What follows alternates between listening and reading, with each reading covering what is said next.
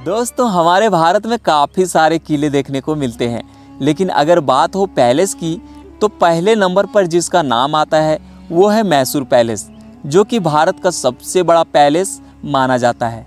ये पैलेस दीवारों पर बनी पेंटिंग्स, कांच की नक्काशी और खंभों की बेहतरीन डिजाइन के लिए काफ़ी प्रसिद्ध है। तो आज हम आपको ले चलेंगे कर्नाटक के मशहूर जगह मैसूर महल की सैर पर, जो कि भारत के सबसे खूबसूरत और भव्य महलों में से एक है।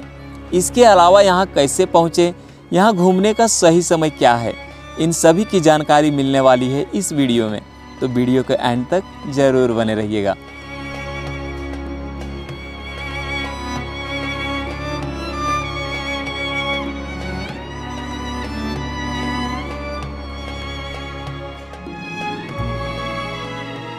नमस्कार दोस्तों, कर्नाटक की खूबसूरत नगरी मैसूर में आप सभी का स्वागत है। दोस्तों लोकेशन के लिए देख लीजिए, सामने जो है वो है क्लॉक टावर, और क्लॉक टावर के जस्ट सामने यहाँ पे जो सामने दिख रहा है ये है मैसूर पैलेस। और मैसूर पैलेस के जस्ट बगल में ही ये जो रोड आप देख रहे हैं, इस मोड़ को पैलेस मोड़ के नाम से जाना जाता है, और ये रेलवे स्टेशन से 2 किलोमीटर की दूरी पर स्थित है। और यहाँ पे मैं 6 बजे ही आ गया था और यहाँ आने के बाद मुझे जानकारी मिली कि यहाँ पे प्रतिदिन 7 बजे हाथी की सवारी यहाँ पे निकलती है, जो कि सबसे पहले पुलिस की गाड़ी रहती है और उसके पीछे 7 से 8 हाथी 1 बाय 1 लाइन से चलते हैं, और उसके पीछे एक एम्बुलेंस रहती है। और यह भी इसका जो एंट्री है वो चालू नहीं हुआ है, इसका एंट्री 10 बजे से शुरू होता है।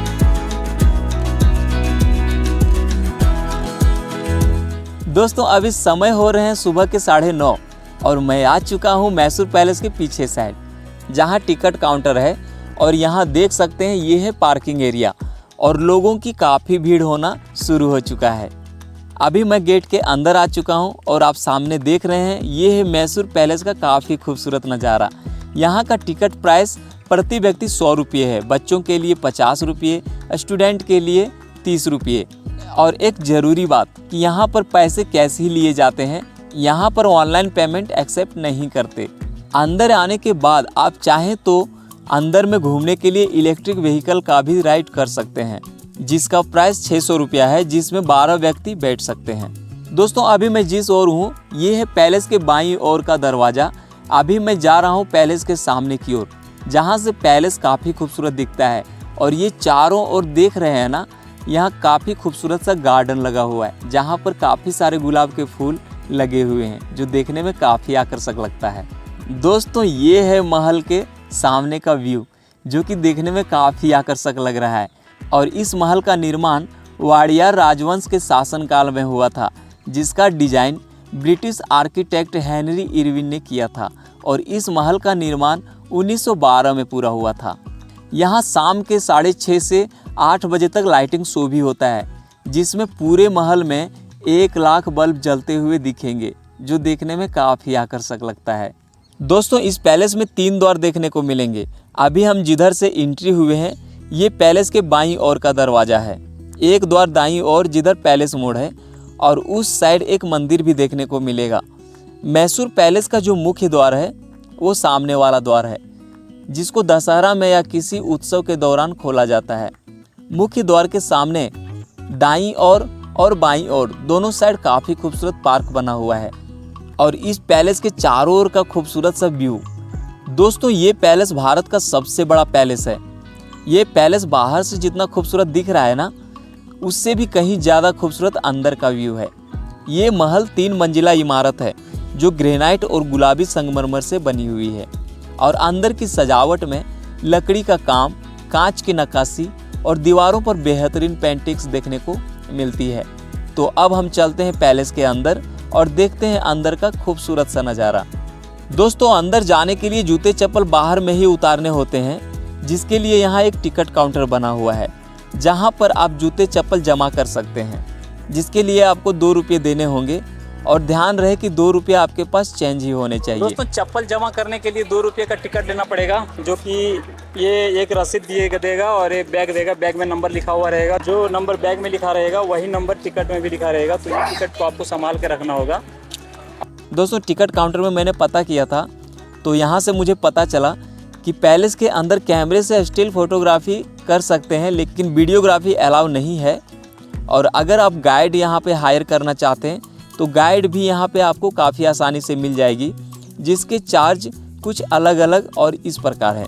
अब हम लोग महल के अंदर जा रहे हैं और यहाँ पे मैंने एक चीज़ नोटिस की कि यहाँ की सिक्योरिटी इतनी सख्त है कि यहाँ पर 3 बार सिक्योरिटी चेक होती है। अब मैं महल के अंदर आ चुका हूँ और अंदर आते ही इतना खूबसूरत सा डिज़ाइन देखने को मिलता है। खंभे और सीलिंग बेहतरीन तरीके से नक्काशी किया हुआ है। साथ ही यहाँ बाईं ओर एक छोटा सा महल का नमूना भी रखा हुआ है, जो कि इस महल का पुराना मॉडल है। और ये महल पहले चंदन की लकड़ी से बना हुआ था और ऐसा ही दिखता था, लेकिन किसी दुर्घटना में वो महल जलकर राख हो गया। उसके बाद इस महल को 1912 में बनवाया गया, जिसे बनने में 15 साल लगे थे।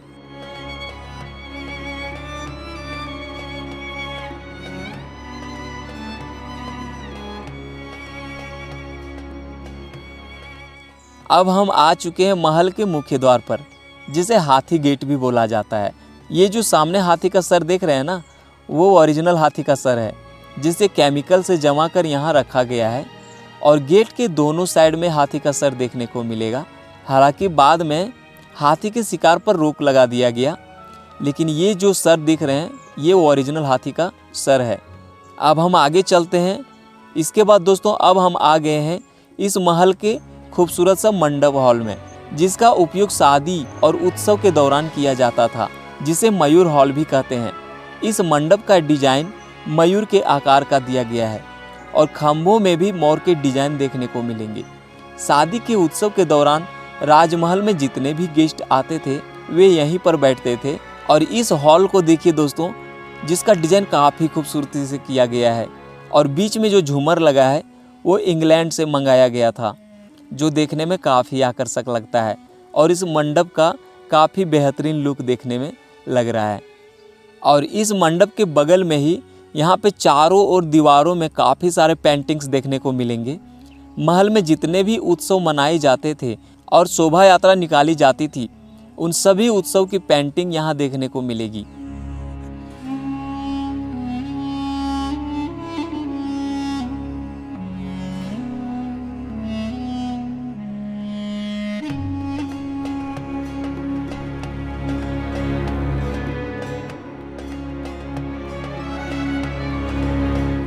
इसके साथ ही कमरों में जाने के लिए काफ़ी भव्य और बड़े बड़े दरवाजे भी देखने को मिलेंगे, जिसका डिज़ाइन काबिले तारीफ है। इस महल में उपयोग किए गए काफ़ी सारी चीज़ें इंग्लैंड से मंगाई गई है, जैसे कि फर्श पर लगाए गए पत्थर, कांच और झूमर। इस महल के सीलिंग को ही देख लो, इतनी खूबसूरत डिज़ाइन सच में भाई कमाल का है।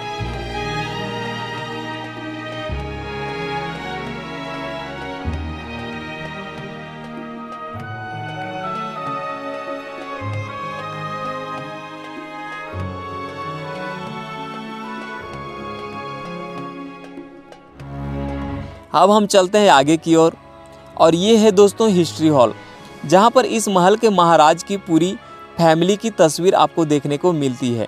इस हॉल में जगह जगह पर इस महल के महाराजा व महारानी तथा उनके पूरे फैमिली की तस्वीरें लगी हुई है।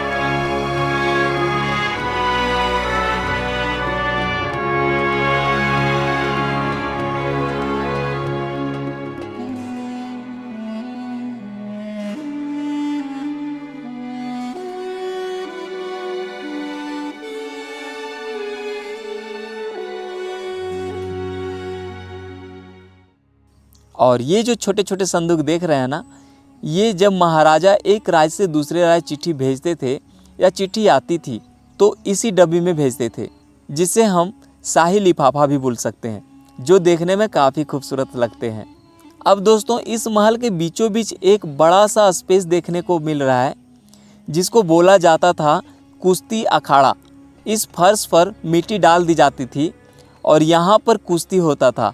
इस अखाड़े के चारों ओर जो खिड़कियाँ दिख रहे हैं ना, यहाँ से महल के फैमिली व गेस्ट इस खिड़कियों से इस अखाड़े की कुश्ती को देखते थे।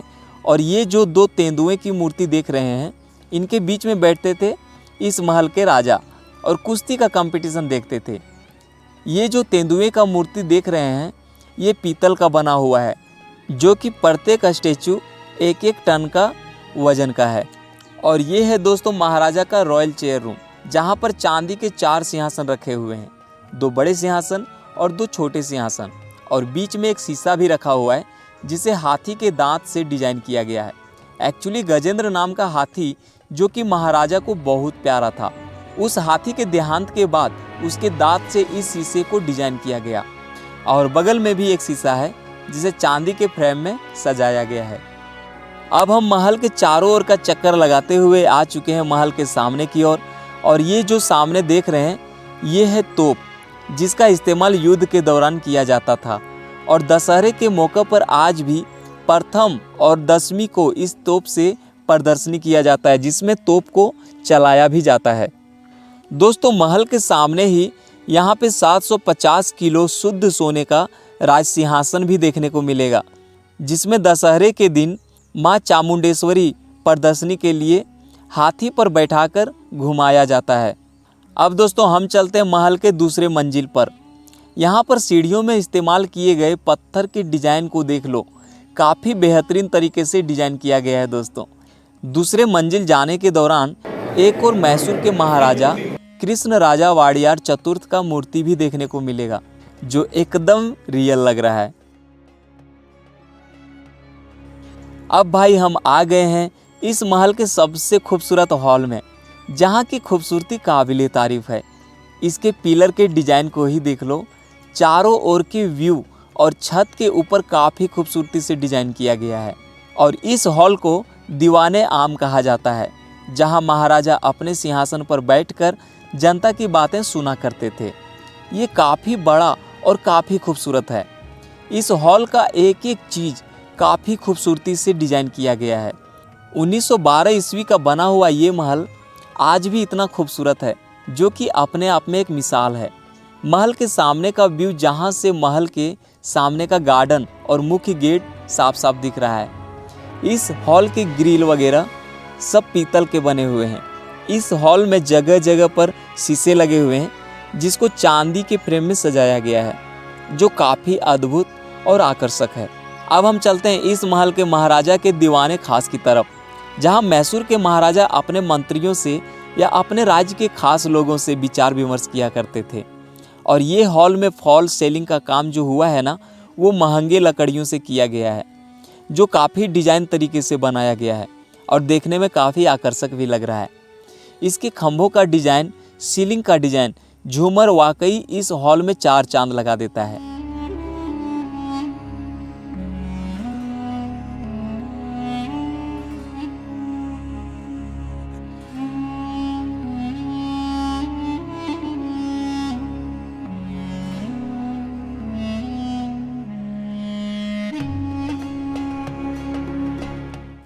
इसी हॉल में एक और चांदी से बने बड़ा सा दरवाज़ा भी देखने को मिलेगा, जिससे जाहिर होता है कि महाराजा इसी द्वार से इस हॉल में प्रवेश करते होंगे। इसी हॉल में दूसरी ओर देखिए 2 चांदी के और 1 लकड़ी के बड़े बड़े 3 दरवाजे बने हुए हैं। दोस्तों इस महल में मंडप हो, दीवाने आम हो या दीवाने खास हो, सभी हॉल की डिजाइनें जो की गई है ना, एक से बढ़कर एक है और बेहतरीन भी है, जो कि भारत का पहला ऐसा पैलेस है जो इतना खूबसूरत है। अब हम दोस्तों आ चुके महल के नीचे की ओर और यहाँ देख सकते हैं कुछ पोशाकें रखे हुए हैं, जो महल में रहने वाले महाराजा और उनकी फैमिली के राजसी पोशाक हैं। और यहाँ पे आप उनके पोशाक को देख सकते हैं। अब हम दोस्तों महल के बाहर आ चुके हैं। दोस्तों अब हम जानते हैं कि यहाँ तक हम कैसे पहुँचे। यहाँ आने के लिए रेलवे एक सरल माध्यम है। यहाँ पर एयरपोर्ट भी है, लेकिन हवाई मार्ग से आने का बेस्ट ऑप्शन बेंगलोर है। हवाई मार्ग से आपको बेंगलोर ही आना होगा। बेंगलोर से मैसूर 150 किलोमीटर की दूरी पर है और बेंगलोर से मैसूर के लिए बस और ट्रेन बहुत ही आसानी से मिल जाएगी। मैसूर का बस स्टैंड मैसूर पैलेस के बगल में ही है, जो कि 300 मीटर की दूरी पर स्थित है। अब यहाँ ठहरने की बात करें तो आपको यहाँ काफ़ी सारे होटल्स मिल जाएंगे, जिसे आप ऑनलाइन चेकआउट कर सकते हैं। यहाँ आने का सही मौसम अक्टूबर से लेकर मार्च तक आ सकते हैं, क्योंकि यहाँ का जो वेदर होता है ना, वो काफ़ी गर्म होता है। अगर आप यहाँ दशहरे के दिन आते हैं तो यहाँ का जो नज़ारा होता है ना, वो काफ़ी खूबसूरत होता है और देखने लायक होता है। ऐसे ये महल सुबह 10 बजे से शाम 5:30 बजे तक पूरे साल खुली रहती है, तो आप यहाँ कभी भी आ सकते हैं। और खाने की बात करूँ तो मैसूर का इडली सांभर डोसा बहुत ही फेमस है। तो दोस्तों आज के लिए बस इतना ही। मिलते हैं मैसूर के ही अगले वीडियो में। तब तक के लिए जय हिंद दोस्तों।